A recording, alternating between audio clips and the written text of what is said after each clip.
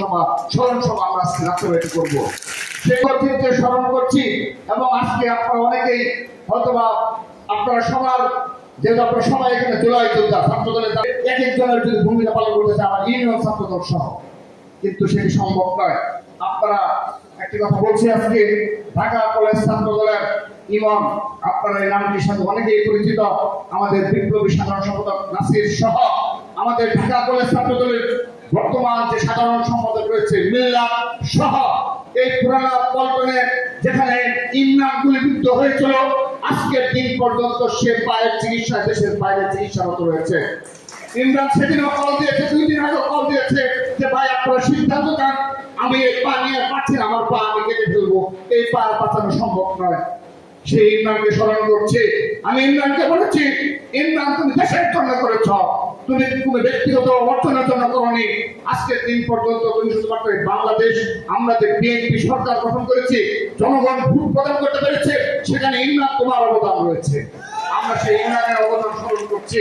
আমরা সেই সাথে স্মরণ করছি সেই ঢাকা কলেজ ছাত্র দলের নির্যাতিত ছাত্রদের আপনি আপনারা দেখেছেন যার নোট উঠিয়ে ফেলা হয়েছিল, যাকে কি নৃশংস অবস্থায় কি ধরনের নির্যাতন চালিয়ে যেদিন কোর্টে তোলা হয়েছিল, সেই ইব্রাহিম কাকটি বর্তমান ছাত্রদল কেন্দ্রীয় সংসদের সংগ্রামী যুগ্ম সাধারণ সম্পাদক ঘুরিয়ে ঘুরিয়ে যাচ্ছিল, কিন্তু সেই ঢাকা কলেজের এত নেতা কর্মী শত শত নেতা কর্মী সেই আন্দোলন ভূমিকা পালন করছে। আপনারা যদি এই ধরনের নির্যাতনের কাহিনীগুলো আমাদের বলা উচিত, সব ইউনিট নিয়ে আমি বলতে পারছি না বলে আমি ক্ষমা চেয়ে নিচ্ছি, অল্প কিছু শুধু স্মরণ করতে পারছি। সেই সাথে আপনাদের স্মরণে থাকার কথা 11ই জুলাই যেদিন ইতিমধ্যে আমরা বাংলা ব্লকের কর্মসূচি সফল করেছি, সড়ক মহাসড়ক অবরোধ করা হয়েছে 7 জুলাই, 8 জুলাই, 9 জুলাই, 10 জুলাই, কিন্তু 11ই জুলাই সেদিন ছাত্রলীগ এবং হাসিনার পুলিশ আজ্ঞা পায়নি, প্ল্যান করে আমাদের এই যাত্রাকে শাহবাগপুর অবরোধ করতে বাধা দিয়েছিল এবং বিকেল গড়িয়ে যাচ্ছিল, শাহবাগপুর আমরা অবরোধ করতে পারিনি। আমরা চেষ্টা চালিয়েছি, আমাদের দেশের নেতৃত্বে বলা হয়েছে বারবার যে তোমরা চাও যে কোনো পর্যায়ে তোমরা নেতৃত্ব দেবে, সামনে গিয়ে সমন্বয়কদের সাথে কথা বলতে পারিনি।